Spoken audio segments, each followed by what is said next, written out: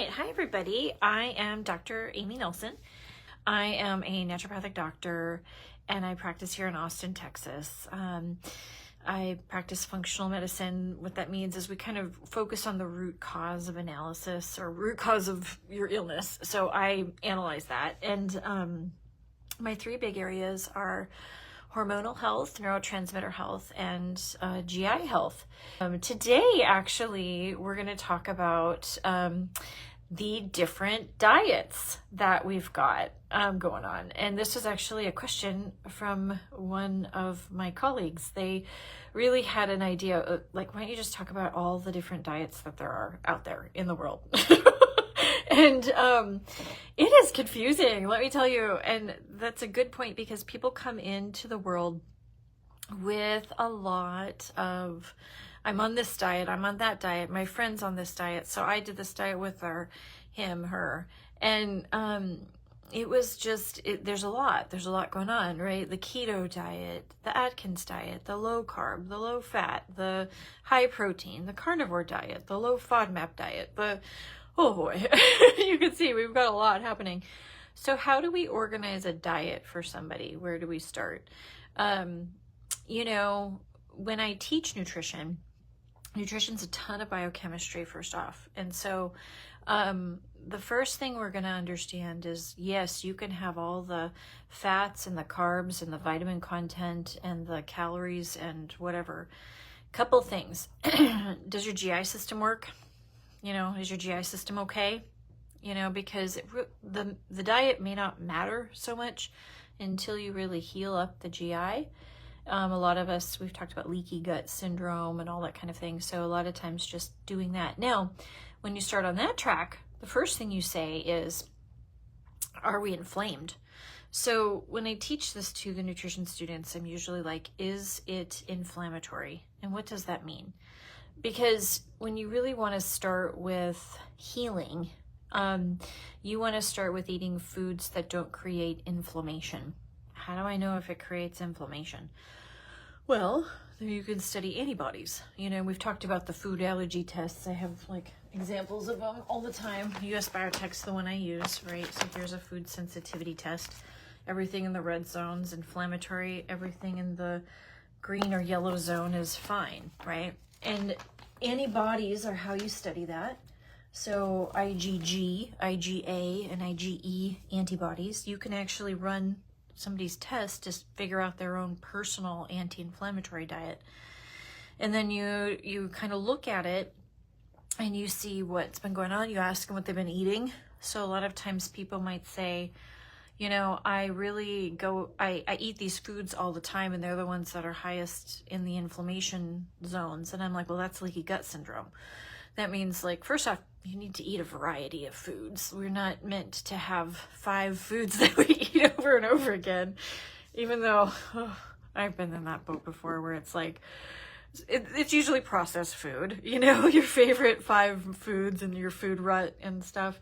You have to break out of your food rut, even though you don't want to.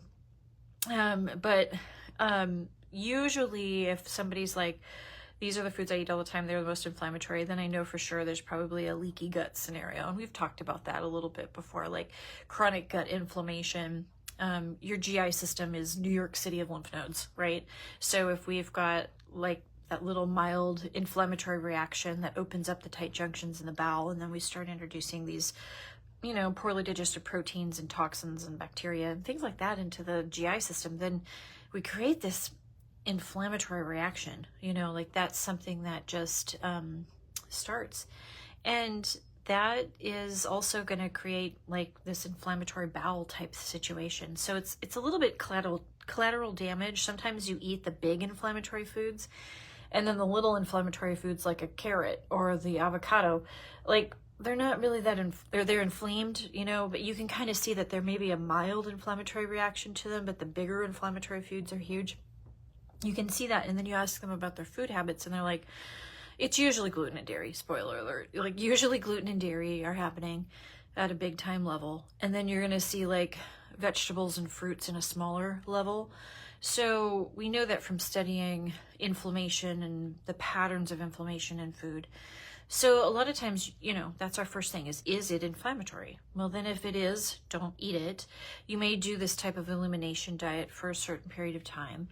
12 weeks, 16 weeks is actually the best. But, you take people as they come, and you're going to say, let's try 4 weeks, let's try 8 weeks, let's try 16 weeks. And then you can reintroduce something. Usually you reintroduce the inflammatory food after having abstained from it, not eating it. And then you're going to reintroduce it and watch for 4 days, right? If you have more mucus production, if you've got tummy troubles, if you've got a headache, if you get anxiety, those are kind of things where you're going to note that that's probably an inflammatory reaction from this food.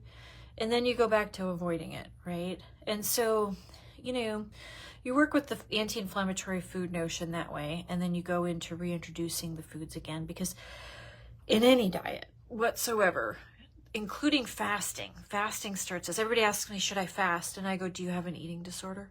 Do you have a binge eating problem? What's your relationship like with food? Have you had a history of eating disorder? If you are binging, or let's say you're fasting and you break that fast with binging, that's kind of like a disorderly eating habit, right? Like you really want to fix that. You really want to know what that's about.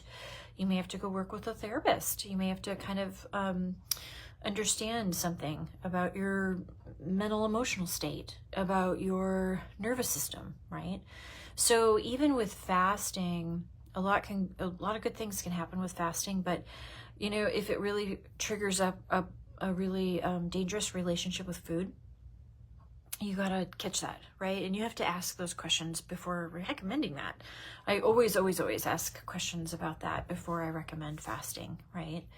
Because you also, in organizing a diet, don't want to just restrict until you have 5 things. That's called orthorexia. So now it's a type of eating disorder, right? So now if I'm like, let's do your anti-inflammatory diet, and let's say they're inflamed to everything, even if that's the case, I usually just still pick the top 5 of things we're going to take out of the diet, and then we work on what? We work on gut healing. Because can I restrict them down to only eating 5 things? Nope. Now I'm going to make an eating disorder for sure. And I really, really, really have to be careful about how I recommend restricting, right?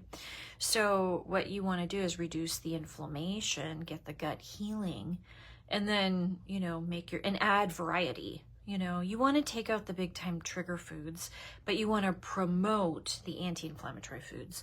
Always your foods to promote should outnumber the foods you're restricting, okay?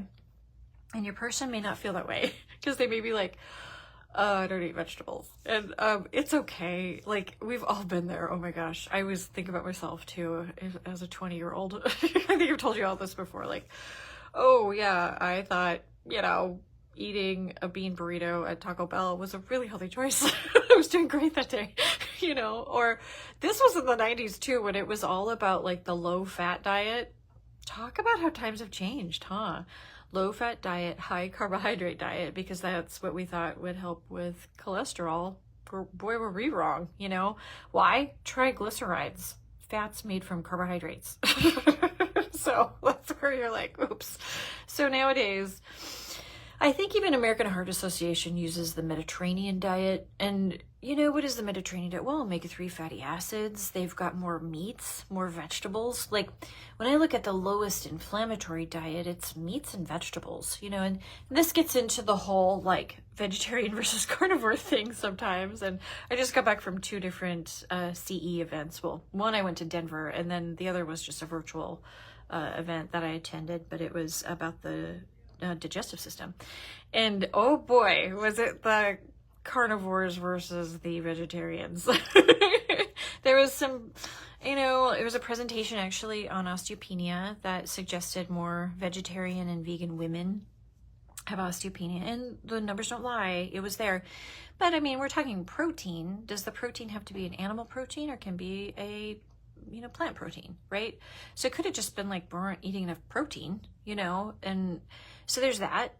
So I think there's a way you can figure that piece out. And vegan versus vegetarian, or plant-based versus meat eating, I let that person decide. I mean, if they're just like, I don't like meat, it grosses me out and it's not my thing, or it's against the religion, like, come on, be respectful and be like, okay, I mean, it's not about proving an agenda. I have no dog in that fight. I don't care. If you don't want to eat meat, that's okay. It's totally okay.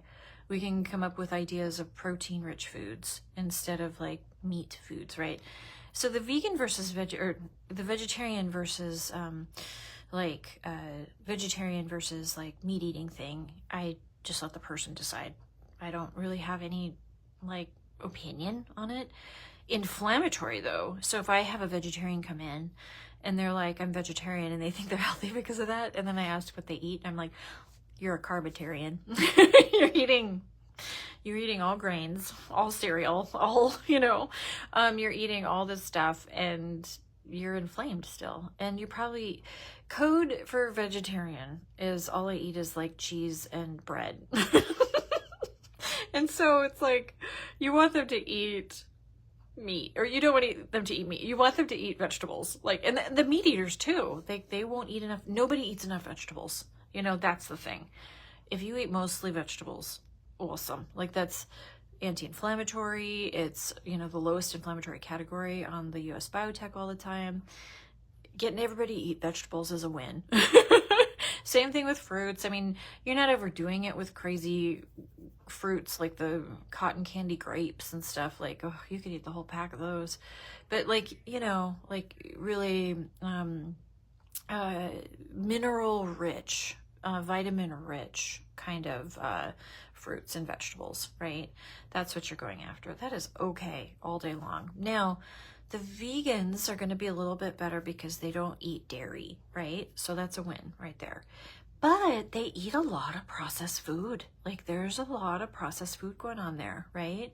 So you'll kind of look into that. You'll be like, okay, are you eating, the soy-based products and stuff like that? You want them to kind of eat more of a, nature type food, a whole food type thing.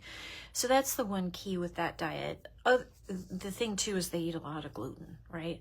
So if you're trying to get gluten out of their system, if you find it's inflammatory, now you have to kind of find an alternative. And those alternatives are great, but like we've talked about before, if you're going gluten-free, a lot of the gluten-free things are what? Rice-based.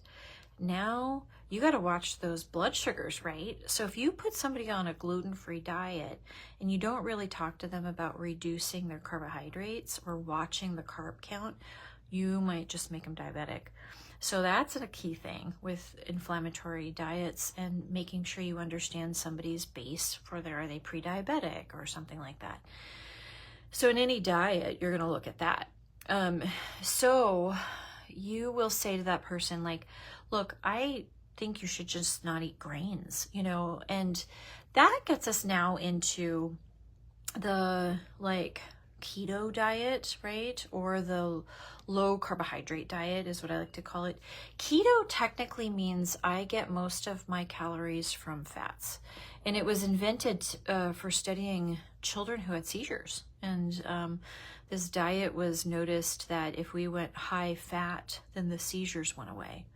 So it was expounded upon then too, because people then went high fat and they lost a lot of weight and they corrected their blood sugar. But in, I think, our world, high fat means mayonnaise and cheese for sure, and animal proteins, animal fats, bacon, so you can kind of start to tell that these are, dairy especially is an inflammatory food. So if they're like, I went keto and I had a horrible GI problem and was gas and bloaty all the time, I bet you have a dairy issue. Lots of people do. And it's one of the, like I said, the top 2 inflammatory foods, gluten and dairy. So with keto, first off, I'll be like, why are you on keto? I have worked with children who have seizure disorders, and their nutritionists and their doctor are doing ketogenic, in which we are also then counting protein, because protein can convert into carbohydrates. So they're on a very strict diet. But keto to usually everybody else means technically low carbohydrate. So to help with the prediabetes and the diabetics, you'll have them carb count. You'll be like under 30 grams carbohydrate, because then, it's going to help you with your insulin sensitivity. So I like that. In fact, I might have her book, Green Keto. Yeah, here it was. Anna Kabecka. So she wrote Keto Green 16. This is a good book. So mainly it's a lot of the above ground vegetables, and she's probably got a lot of meats in this, but she's probably got some, plant-based recipes as well. Between 30 and 40 grams carbohydrate all day long on your low carbohydrate diet. So I call it low carb, nutrient dense. That's what I want people to kind of work through a lot of times. I will always kind of take away the top 2 inflammatory foods, because remember, first and foremost, is this food inflammatory? You're answering that question, because we don't care about the fat or the carb if it's inflammatory. Game over, no way. So that lends itself to the keto diet, who, when people are overeating cheese, right, it's inflammatory. Not gonna do that. So what you're gonna do is anti-inflammatory. You'd want to do omega-3 fatty acid. That's your anti-inflammatory fatty acid. That's the one that helps your brain and your vision and your nervous system and your blood. It's kind of the thing that pulls the inflammatory reactions out of that arachidonic acid cycle. So blood clots and stuff like that are really from that inflammatory push on that cycle. So omega-3s really balance that out quite a bit, get different prostaglandin activity going. So yeah, so I usually will say fish. Like for me personally, like a pescatarian diet, fish and vegetables is my best life. Did I like that at first? No, but I learned how to cook fish, and it took something. I had to get out of my comfort zone, which I love doing. No, I don't. I went to, there's a really good restaurant here called Frida's, and it's a seafood restaurant, and that's the first place I had sea bass, and it was so good. And then I realized that, my God, I've been cooking fish wrong. It's just, I don't know how to cook it at all. It's actually really easy when you figure it out. And now we went to HEB this last weekend and got mahi, and it was the same price per pound as the grass-fed beef. So it's not always expensive. I mean, you just look and watch, right? You find things. So, and fish, the trick is fresh. You want to get it. If you get it and it sits in the fridge for 2 days, that's probably not your plan. The big trick is you buy fish, you probably should eat it that day or the next day.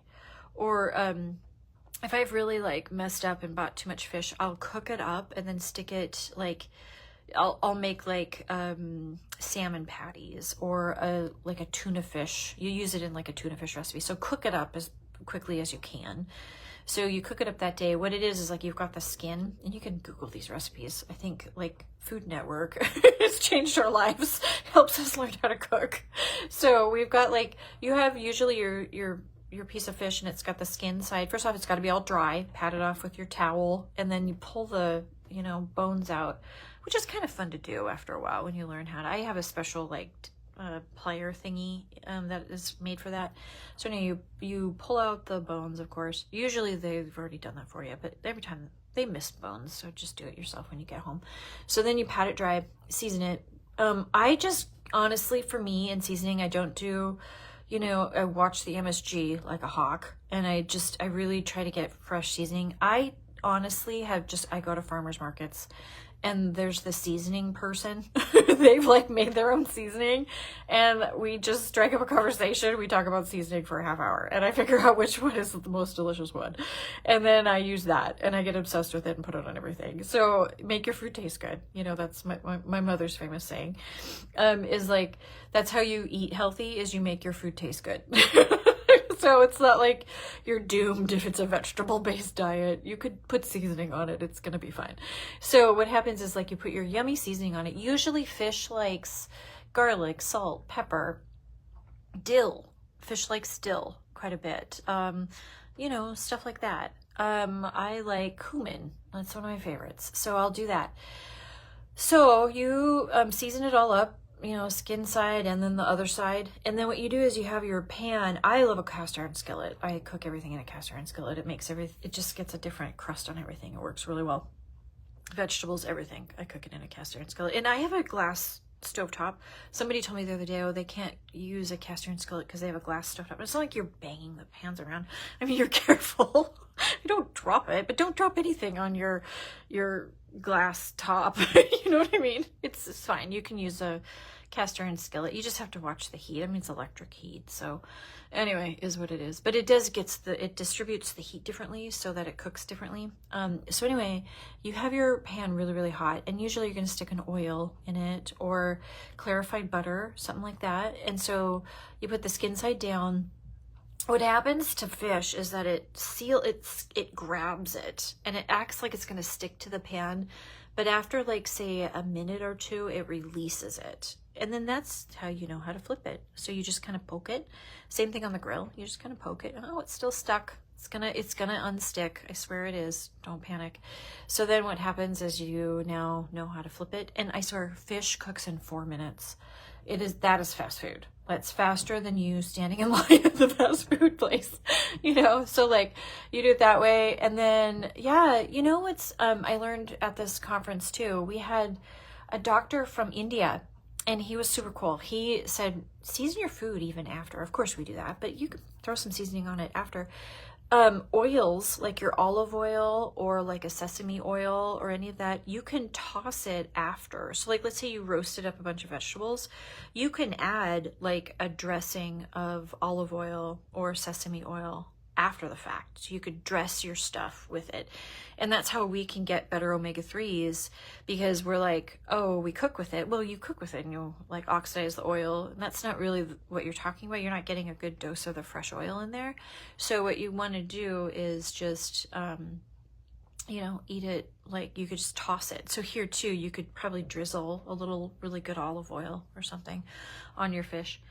Same thing with like a sweet potato, a baked sweet potato. You could drizzle olive oil on it and then eat it that way. So then you're getting good omega-3s. So that's how to cook fish, y'all. Like it's really easy. And then you just get to liking fish more and more, so there's a lot of fish that aren't really strong fish flavor. They're real mild. Lemon and lime also work really well with fish. So anyway, back to diets. If we could get people to eat more fish and vegetables, that would be great. Now, low fat diet, like I said, that's kind of not a thing anymore.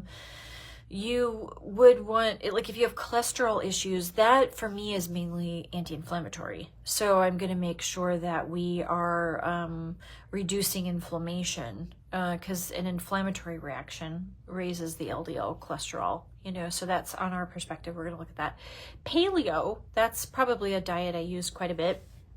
Paleo means you eat like vegetables, fruits, and meats. You're going to minimize nuts. You're not going to do any like grain. You're not going to do, of course, any processed foods and sugar. That's also a unifying diet, is the anti-processed food diet. Like how much processed food do you eat? If it's like you open a box or you open a jar or you open something that's already made. Like, I mean, for me, spaghetti sauce, I usually go find it and buy the good stuff. But I mean, if I had my druthers and my time, I could probably make my own, but that might be the exception that I use. But usually you're always going to do, buying your own vegetables, buying your own fruits that aren't processed, right? Because you want to be in control of all the steps. You don't want any preservatives going on there. So that's a unifying diet, is like, how much processed food do you have? That also would lend itself to the sodium thing. People are always after the sodium thing. Sodium thing, if there's a blood pressure concern or a weak heart, or if somebody is, like has some kidney issues, stuff like that, you're going to be after that. But what's sodium in? Processed food. That's what it is. Like, me, I have low adrenals all the time. I have low blood pressure, like I need to stay hydrated and I need to salt my food, so my sodiums are always low on my comp metabolics. So I need salt. I crave salt. That's why, so it doesn't, I've been at the table before with people who are like, oh my God, you're so much salt. I'm like, actually, no, I have low blood pressure. I crave salt. I stand up really quick. I get a head rush, even though I eat or I drink 2 gallons of water. It seems like I don't drink 2 gallons, but I drink enough water.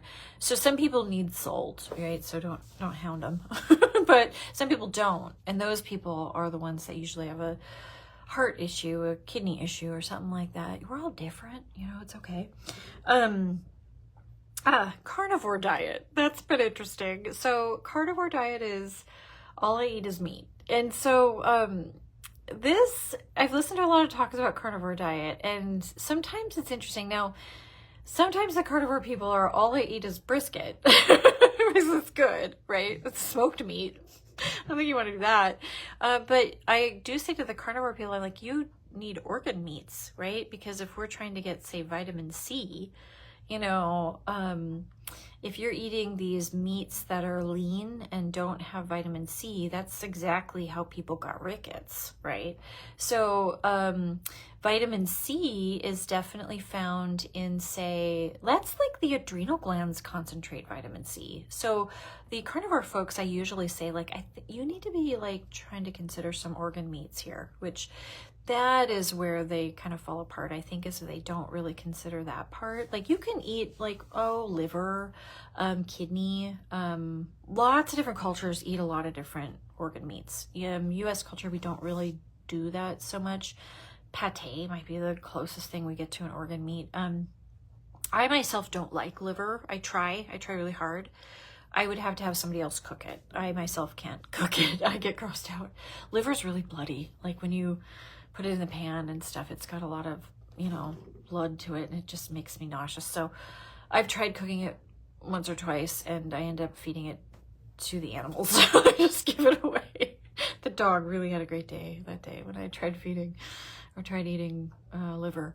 Anyway, but I also would probably appreciate somebody else cooking it, though, and I would try it. I went to was it Filipino? I went to a little Filipino restaurant once in California, and they had heart, and I tried the heart, and it was good. I don't know how they cooked it, but I was shocked. I was like, this is neat. It was cow heart. And so it was really interesting, because if I had to cook it, it would be terrible, but I don't know how to do that. It's not something I've been exposed to. So yeah, it was really delicious. I still to this day don't know how they cooked it. And also bitter melon is really, really good. When you, when it's cooked in a couple different cultures use bitter melon, and it's usually really delicious. On its own, it's bitter, right? So it's kind of interesting. So anyway, try different foods. It's really interesting that way. So here we're saying, carnivore diet, again, I also think diets shouldn't necessarily be forever. So carnivore diet might be that example where you're like, what's your goal? What are you trying to achieve? And then let's add different variety after that, so I've haven't myself told anybody they need to go carnivore, but I've had people tell me about what they felt after they went carnivore. So that's been interesting. I've had people tell me different stories about how they lost weight, of course, or they reversed their diabetes, or one person helped her hormones out quite a bit. And so that was really interesting and curious. So I just, speak to people about that. And then I look at their nutrient depletions, low FODMAP diet. Let's talk about that one for a second. Low FODMAP diet is definitely going to be for people who have bacterial overgrowth in the bowel. Now, low FODMAP diet is not supposed to be forever. That I really want you to know. I see that as probably the biggest mistake, is people get put on the low FODMAP diet and left on the low FODMAP diet. That is orthorexia. That is going to make an orthorexia person. Low FODMAP diet, I had a handout once upon a time. And actually the handout, I think, does come from the American GI Association or something. But anyway, low FODMAP is you're taking away these foods that are fuel sources for the overgrowths of the bowel. And the overgrowths of the bowel create this gas. They create like a methane or a hydrogen or a type of sulfur gas, right? So they're eating these types of vegetables that create that fermentation in the bowel. What are you supposed to do? Get rid of the overgrowth. Like, that's really important. So when people get on low FODMAP, and I've had people come to me this way, they said, my doctor said, go low FODMAP. And that was like a year ago, and they're struggling, of course, because they don't have anything to eat, and they still actually have symptoms. So I was like, well, low FODMAP, even by the American GI Association, isn't supposed to be long-term. It's like, I think maybe not over 6 months, really, I don't like people to be on it over 12 weeks, So I might say we might take away these things, but oh my gosh, we better get busy and get rid of those overgrowths, and then get the GI healing, and then increase diversity of the gut flora. So that is what to do. That's what to do, right? So yeah, you want to make people have this diversity in their diet. And that might be the biggest thing too, is like, we go into diets restricting, but we really want to end up with more diversity, So like a large diverse diet with lots of different things that you like to eat is really good for the bowel versus a restricted diet. That's a good general, like, of anything. Second rule is making sure that you have a good relationship with food. Like, you don't feel like you are restricting in a way that's controlling your mood, or that is a manifestation of something emotional, right? So you're going to check in those areas. You want to make sure you're healing the system. And sometimes you'll use the nutrition as a reset button. And then, like I said, you're going to get back to diversity. So anti-inflammatory would probably be the first one. Is it inflammatory? We don't eat it. We reduce the inflammation. We help heal. Then we can add things back, provided they're not like those key inflammatory foods. Sometimes I'll tell people, I want you to eat healthy 85 to 95% of the time. Did we say 100%? No, because I do want you to have some resiliency. And I know you live in a world with me with, like, holidays are coming around, and the little cookies or whatever, those little candies are coming around. And so if you eat one, you're not going to fall apart. You know what I mean?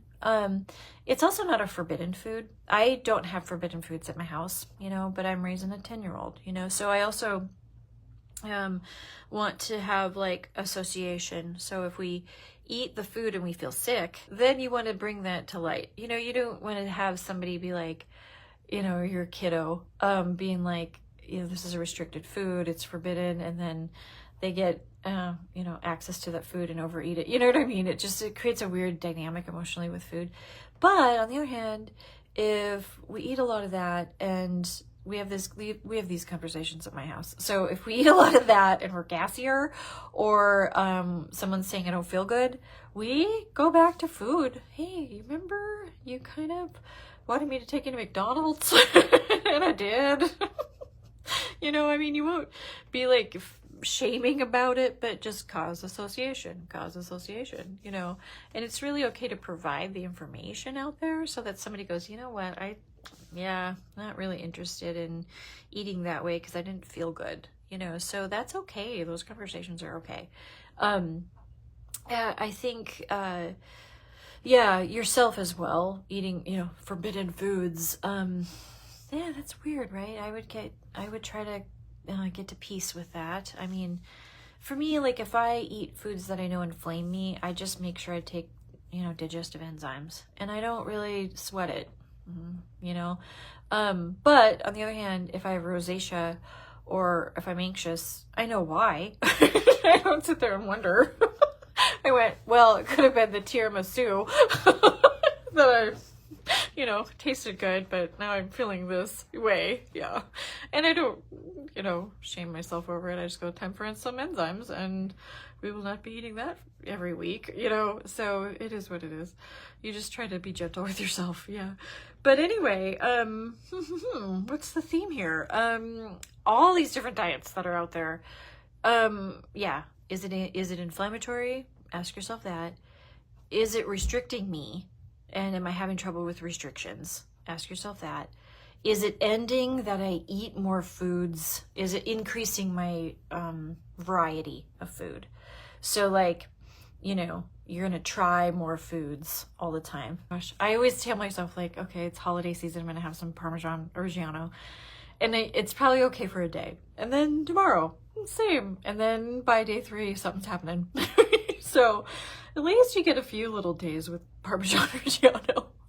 And then it's time for enzymes, and it's time for, like, okay, I'm going to really embrace the vegetables and the things that are really great for my system. You're eating healthy 85 to 95% of the time, you know, and that way you're not creating this rigidity with diet, or especially if you want to control, you know, ask yourself, what's my control about? Am I scared? Am I insecure? There's something going on there, right? And it's okay to talk to friends about that. It's okay to talk to a therapist about that stuff.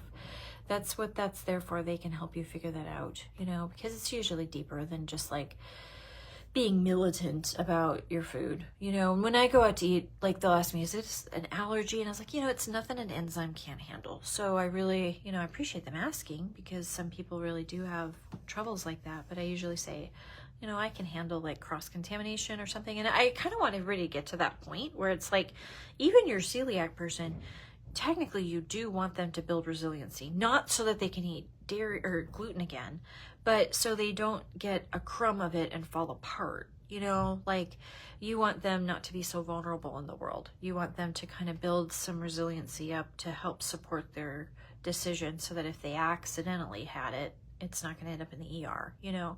So you always want to build that up for people. So yeah, interesting topic.